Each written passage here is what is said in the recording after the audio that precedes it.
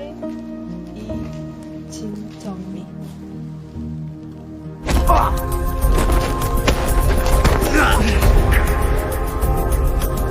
Halo semua, jumpa lagi di channel Dawn Film, channel yang membagikan cerita hanya untuk kalian tentunya. Dan selamat datang di pembahasan drama Korea Donggi part ketiga. Perjalanan Donggi ternyata nggak sampai gitu aja. Kali ini keberadaannya di biro penyidik malah menjadikannya sebagai sasaran kebencian dari semua orang. Banyak sekali yang ingin menjatuhkannya. Oke, sebelum masuk ke cerita, siapkan cemilan, ambil posisi nyaman, berikut ceritanya, dan inilah Donggi. Setelah resmi diangkat menjadi seorang dayang yang melayani biro penyidik, Donggi mulai dihadapkan dengan masalah baru, di mana ia diharuskan untuk mengikuti sebuah ujian kelayakan untuk membuktikan apakah dirinya pantas berada di biro penyidik atau tidak. Sebenarnya sebagai seorang siswa baru, Donggi tidak diwajibkan untuk mengikutinya. Namun percaya akan arahan dari salah seorang petinggi yang ada di biro penyidik, yaitu Inspektur Yu, Donggi pun mengikuti ujian itu. Hingga akhirnya akibat dari kurangnya pemahaman materi membuatnya gagal dalam ujian tersebut. Tentunya kejadian itu menuai kontroversi. Orang yang mendukung Donggi untuk dikeluarkan hanyalah Ibu Ratu Myung Seong seorang. Sedangkan penolakan terjadi di antara sesama pengurus biro penyidik. Mereka merasa bahwa pimpinan mereka saat ini seolah melakukan tindakan konyol dengan sengaja mengikut sertakan peserta yang belum layak untuk mengikuti sebuah ujian. Untuk itu, Donggi yang tak terima berusaha membongkar akal-akalan di balik pengadaan ujian itu. Pada akhirnya Donggi menemukan bahwa materi yang dibawakan dalam ujian tersebut ternyata sengaja digantikan dengan materi berbeda yang lebih sulit. Hal tersebut membuat Donggi merasa dicurangi. Ia pun segera menuntut kepada Inspektur Yu selaku pelaksana ujian dan memintanya agar diberikan kesempatan kedua untuk mendapatkan ujian ulang. Sayangnya permintaan itu langsung ditolak begitu saja.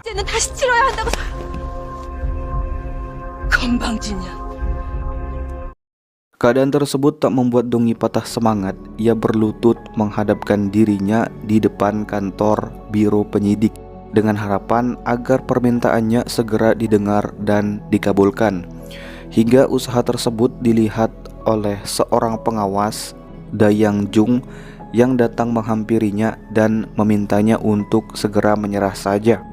Namun berkat tekad kuat peserta didiknya itu sempat membuat hatinya terketuk.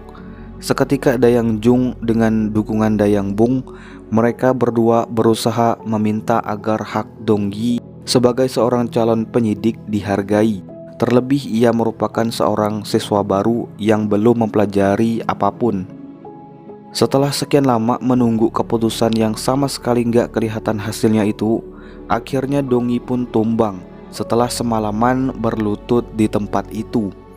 Hal tersebut diketahui oleh Jung Im dan Ae Jung, teman seangkatannya, yang tak sengaja menyaksikan Donggi yang telah tergeletak di atas tanah. Mereka pun segera membawanya menuju tabib terdekat.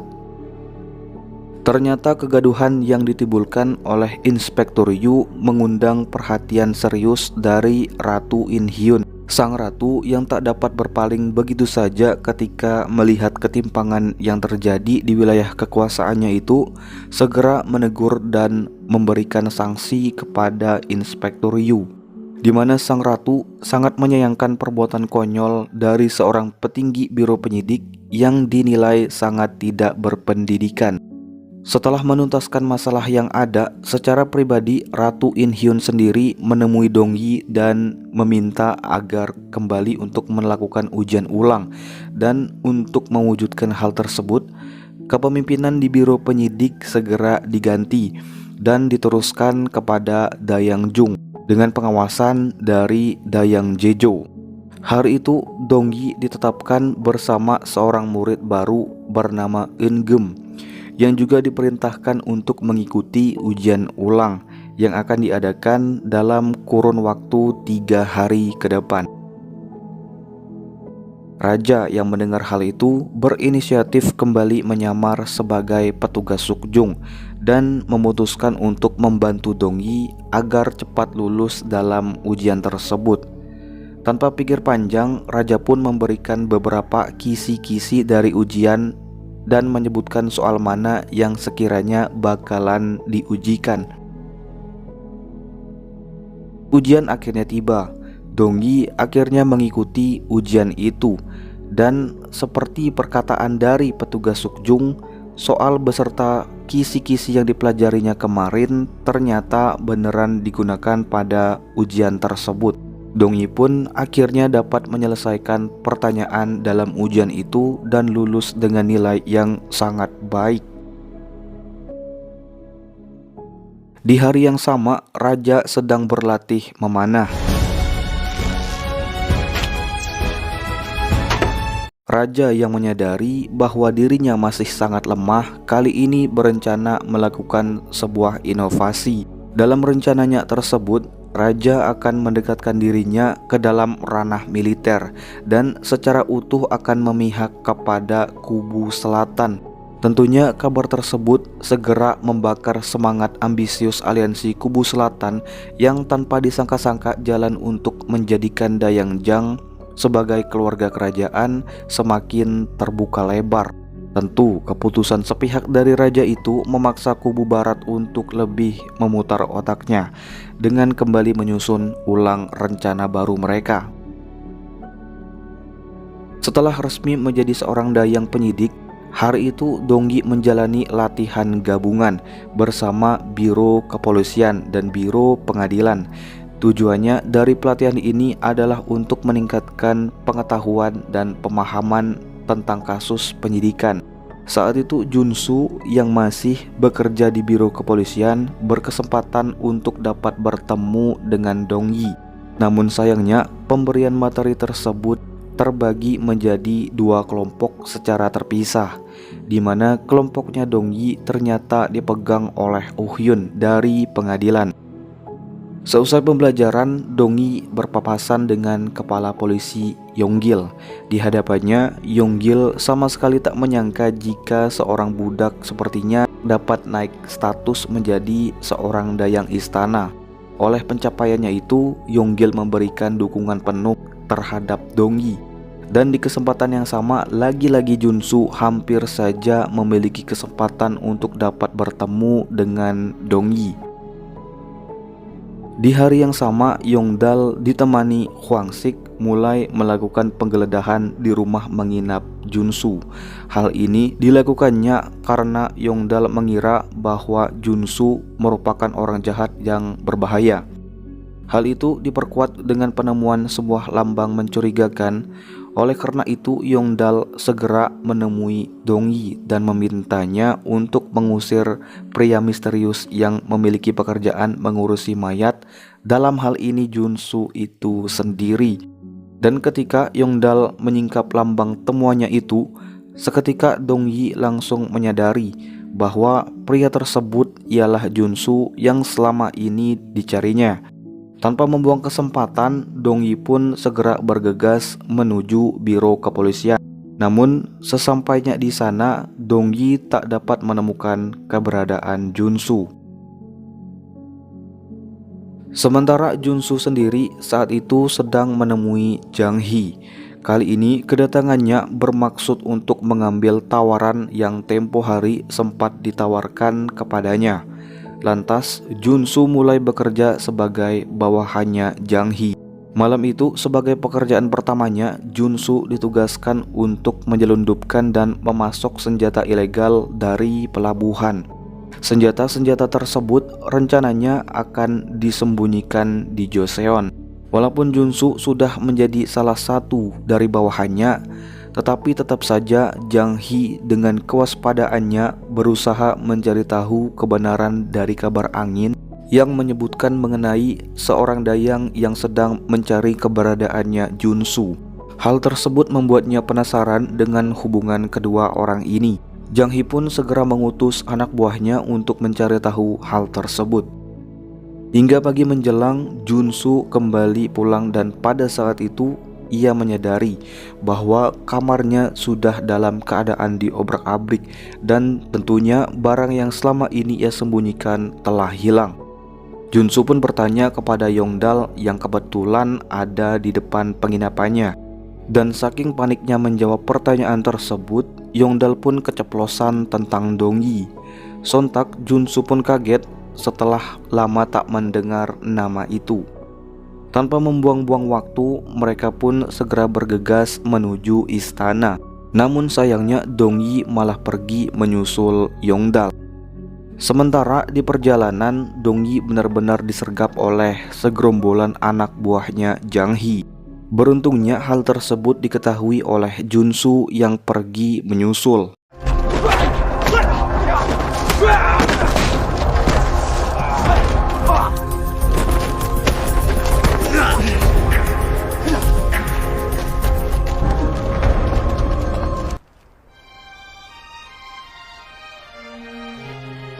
찬수 오라버니, 동희야, 정말 오라버니 맞으세요? 그래 동희야. Akhirnya setelah sekian lama pertemuan kedua orang ini dapat terwujud, di mana keduanya sangat bersyukur atas apa yang terjadi pada hari itu. Mereka pun saling bertukar cerita tentang perjalanan ketika mereka berpisah.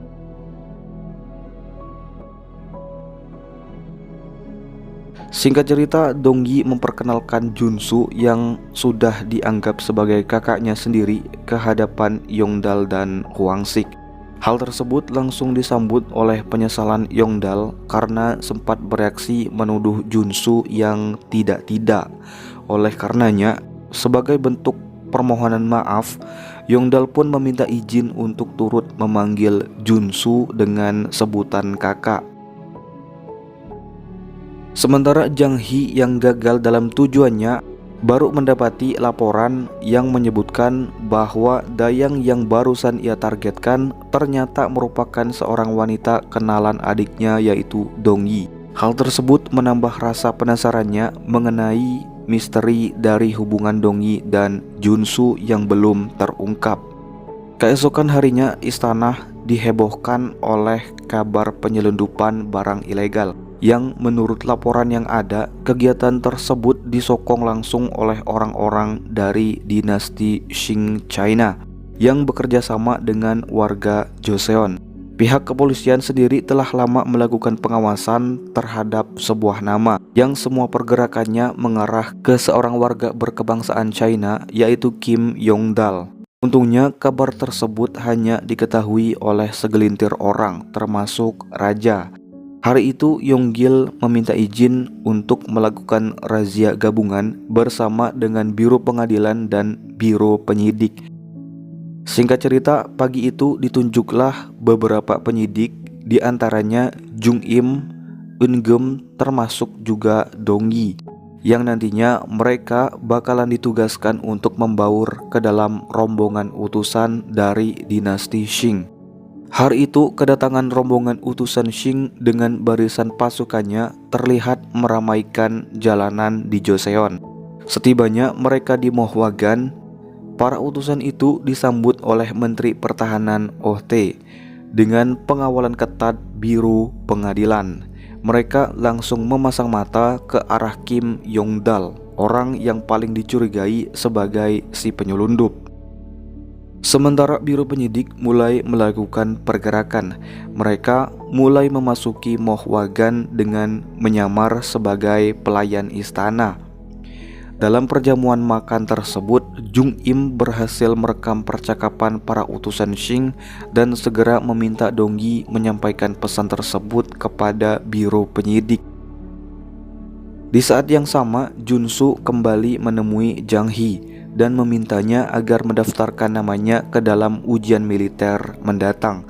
Permintaan tersebut langsung disetujui oleh Jang Hee dengan pertimbangan tak ada ruginya jika memasukkan anak buahnya ke dalam pemerintahan.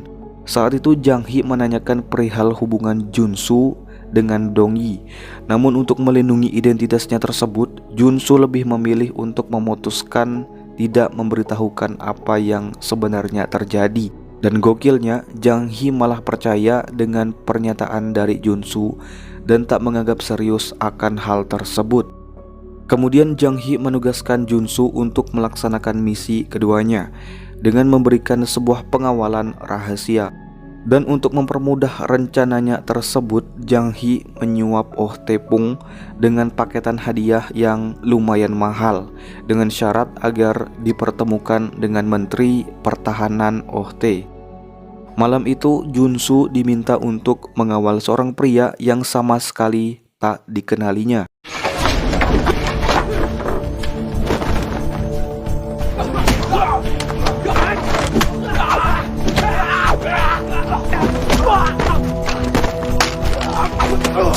Misi tersebut berhasil dilaksanakan. Jang Hee tanpa ragu mengajak Oh Tae untuk berkecimpung ke dalam usaha kotornya dalam memuluskan rencana Kim Yong-dal untuk memasarkan senjata ilegal. Sebagai reward, kubu selatan akan mendapatkan kucuran dana cuan yang cukup untuk menyuplai pergerakan dalam menaikkan status Dayang Jang sebagai keluarga raja. Tergoda akan hal itu, Oh Tae diminta untuk membocorkan keberadaan sekaligus mengkambing hitamkan biro penyidik yang sedang menjalankan misinya. Beralih ke Dongyi yang saat itu berada di Mohwagan, secara tak sengaja ia menemukan secari kertas bertuliskan penuh dengan aksara China. Lantas karena tak mengerti isi dari pesan tersebut, akhirnya ia menanyakan perihal temuannya itu kepada Jung Im. Jung Im pun lebih memilih untuk menyarankan agar Dongyi segera mengembalikan sandi tersebut agar tidak terjadi keributan lebih lanjut. Pada saat itu Yongdal dan Hwangsik memergoki Dongyi, dan mau tak mau Dongyi akhirnya menceritakan bahwa saat ini ia sedang berada dalam misi penyamaran. Tentunya teman-temannya itu diminta untuk tidak meributkan tentangnya. Keesokan harinya keberadaan dari biro penyidik benar-benar terancam. Penyamaran mereka tiba-tiba terbongkar ketika sedang mengumpulkan informasi di Mohwagan. Hal tersebut menimbulkan kepanikan, terutama kepolisian dan pengadilan yang tak bisa berbuat banyak. Akhirnya para dayang penyidik tersebut dipulangkan kembali ke tempat asalnya. Mereka sangat terpukul atas kegagalannya yang turut menambah konflik diplomasi antar Qing dan Joseon. Kegagalan tersebut tak membuat Dongyi patah semangat dan malah berpikir sebaliknya. Ia merasa masih ada jalan untuk mengungkap kebenaran yang ada. Oleh karena itu, Dongyi pergi menemui Junsu yang berada di biro kepolisian dan menanyakan kepadanya perihal sandi misterius yang sempat ia temukan.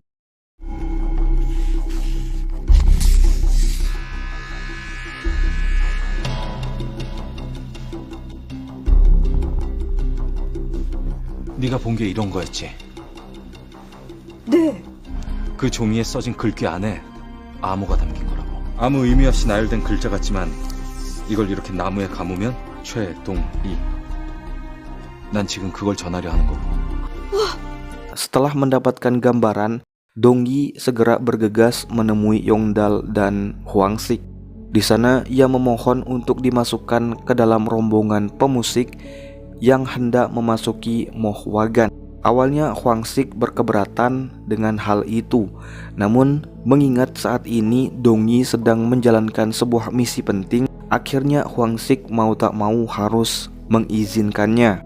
Siang itu Dongyi pun tiba di Mohwagan bersama rombongan pemusik lainnya. Namun keberadaannya segera diketahui dan disadari oleh Huyang. Lantas Huyang dengan hebohnya segera mengadukan hal tersebut kepada ayahnya Oh Tae-pung. Pernyataan tersebut ikut terdengar oleh Kim Yong-dal. Berkat usaha Huyang tersebut, Mohwagan menjadi heboh. Para pasukan Qing segera diutus untuk menangkap Dongyi saat itu juga. Beruntungnya Dongyi sudah berhasil mengamankan pesan rahasia yang ternyata masih berada di tempat yang sama. Akhirnya Dongyi dikejar-kejar oleh pasukan Qing. Dongyi pun segera melarikan diri sejauh-jauhnya dan mencari tempat sembunyi. Dan secara tak sengaja ia bertemu raja yang juga ternyata berada di tempat tersebut.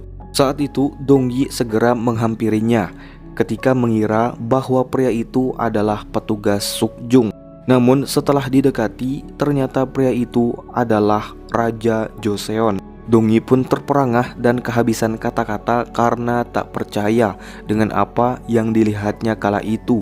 Dan tak lama kemudian pasukan Kim Yongdal tiba di lokasi. Mereka meminta agar raja menyerahkan Dongyi untuk diadili, mengingat dengan lancangnya ia menyelinap masuk tanpa izin ke dalam Mohwagan. Hal tersebut tentunya tak mendapat izin dari raja. Dengan tegas, raja menyatakan bahwa Dongyi harus terlebih dulu melewati ranah hukum Joseon. Menanggapi hal itu, diperintahkanlah kepala polisi Yonggil untuk segera menemui Dongyi. Tertangkapnya Dongyi tersebut membuat biro penyidik gempar, mulai dari teman seangkatannya hingga penyidik Yu menyatakan bahwa perbuatan Dongyi tersebut dinilai sangat gegabah dan malahan makin menambah konflik terhadap rombongan Shing.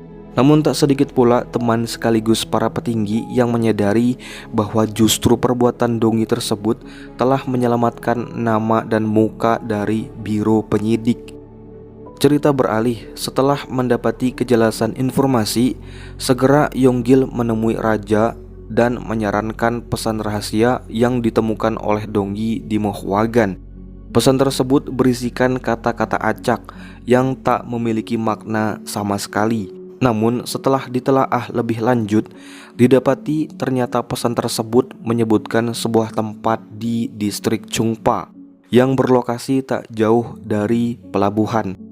Akhirnya raja segera memerintahkan biro kepolisian untuk segera menggeledah tempat itu. Setibanya di sana, kepolisian terbagi menjadi dua kelompok.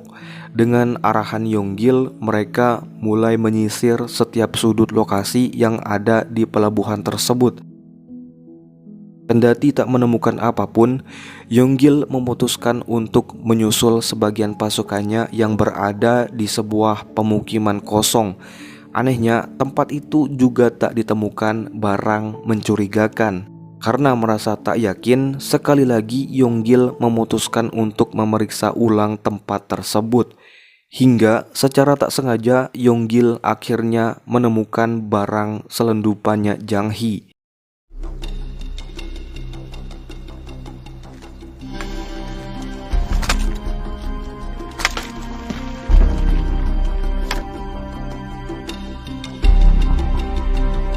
김윤달 그자를 잡을 확실한 증거를 찾았다고.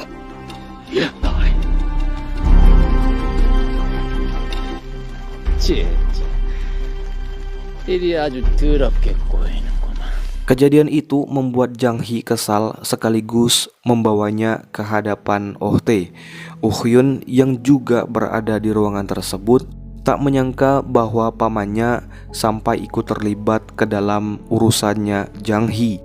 Dan untuk menenangkan keadaan yang ada, Jang Hee segera meminta agar kasus ini sepenuhnya diserahkan kepadanya. Sementara Dongyi yang telah dibebaskan sama sekali tak menyangka jikalau petugas Sukjung yang dikenalnya itu merupakan seorang penguasa negeri. Rasa bersalah pun mulai menghantuinya setelah kembali teringat kejadian konyol di sepanjang pertemuannya dengan petugas Sukjung. 나는 이 나라의 왕이다. 예? 가자. 전하께서 주시는 거나 내가 주는 거나 다 그거다. 알았다. 하면 되지 않느냐?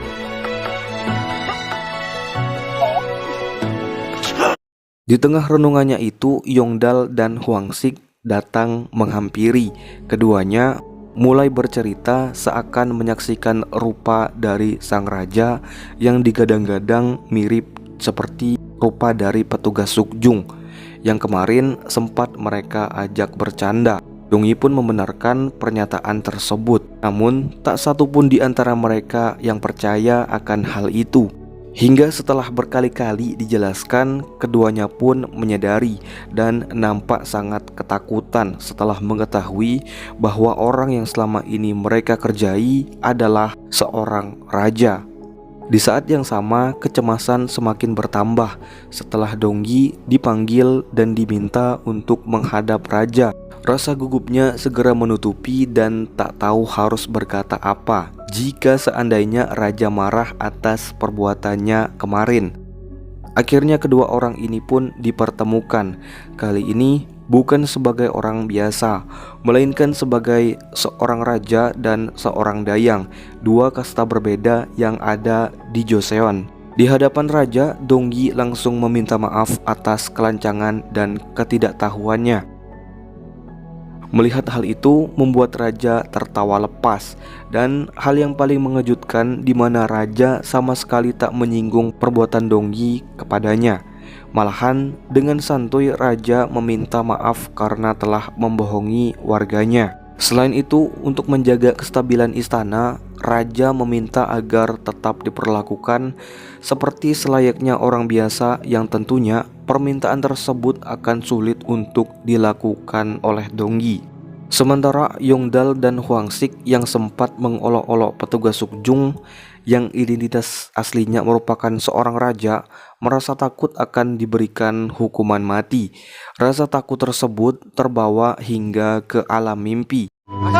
아저씨! 나 피었어! 한 번에 쭉 들이키거라! 한 번에요? 정말 너무하십니다! 이 자식들이! 그냥 목을 쳐라! 나 피었어! 진짜! 엄마! 하지 마세요. 무서워. Cerita beralih, setelah mengumpulkan cukup bukti, kepolisian mulai bergerak untuk menangkap Kim Yongdal.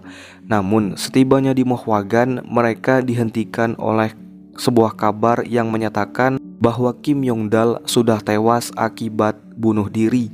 Sayangnya tak seorang pun yang mengetahui kebenaran dari kabar tersebut, termasuk utusan Shing sendiri yang langsung percaya mentah-mentah akan kabar tersebut. Menanggapi hal itu, utusan Shing segera menemui raja dan menuntut agar segera menyerahkan Donggi sebagai bayaran atas kematian salah satu pasukannya itu.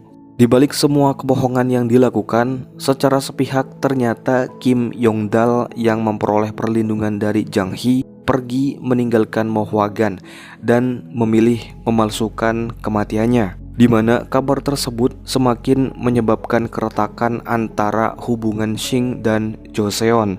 Para menteri istana segera melakukan petisi dan menyarankan agar raja segera bertindak memilih jalan damai dengan menuruti semua permintaan dari utusan Shing.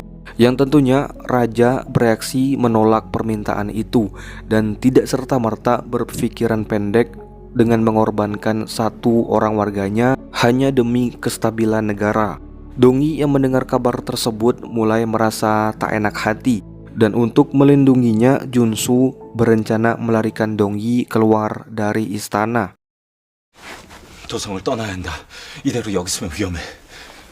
오라버니, Namun hal tersebut tak sejalan dengan keinginannya Junsu.